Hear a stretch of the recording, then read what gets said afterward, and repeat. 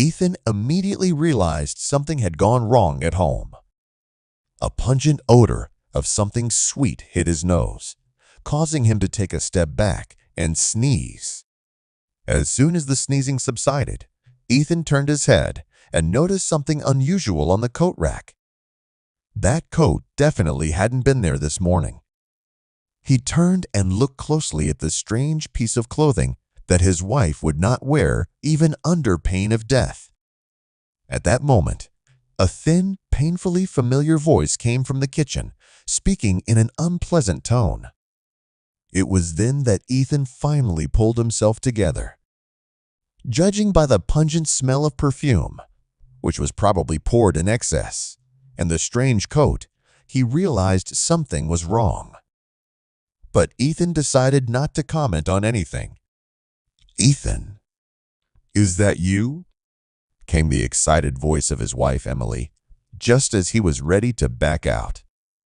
"We have a surprise. Mom's visiting," added Emily cheerfully, and Ethan muttered to himself, receiving a not-so-subtle poke in the back from her. As much as he wanted to avoid it, the moment to meet his mother-in-law had arrived. He forced his way into the kitchen, trying to put a semblance of a smile on his face. "Hello, Margot. Why didn't you give us a heads up about your visit?" "We could have moved out in time," Ethan said, studiously ignoring his wife's warning look. Margot nodded regally in greeting and immediately looked at Ethan as if she were seeing him for the first time. In a dramatic whisper, Margot announced, "Emily, really, I can feel holes in my aura." "Aren't you ashamed?" She turned to Ethan. "Can't you at least influence her? She doesn't fix her socks, let alone her aura. And I walk around looking like a beggar." Ethan shook his head, pretending to threaten his wife with a finger and ignoring the playful fist she showed him in response. "Don't joke around like that, Ethan. This is serious," Margot scolded, raising her tone. "Your life energy is being sucked out through those orifices." Not wanting to engage further, Ethan quickly removed himself from the kitchen. After changing into more comfortable clothes, he settled down on the couch to wait for dinner. But Margot wasn't finished yet. Soon she entered the room, followed by Emily.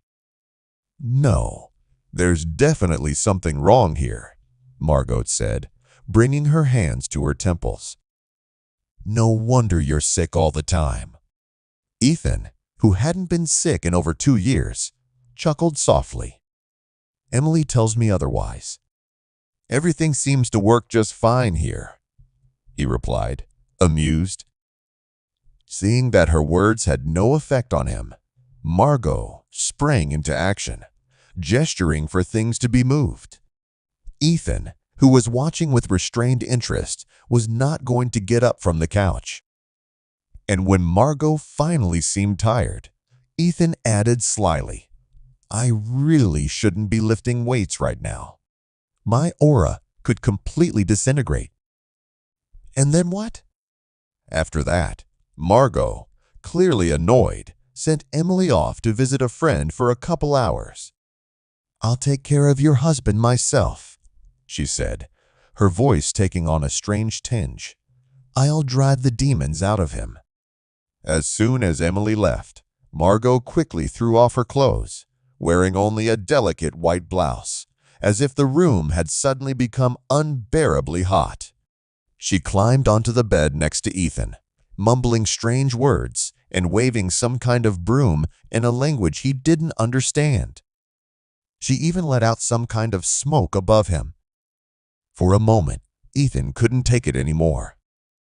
He grabbed Margot tightly and, perhaps stunned by the smoke, hugged her. Margot froze, paralyzed, looking at him in shock, unable to comprehend what had just happened. But when Ethan kissed her cheek, she realized everything, and she melted into his strong embrace.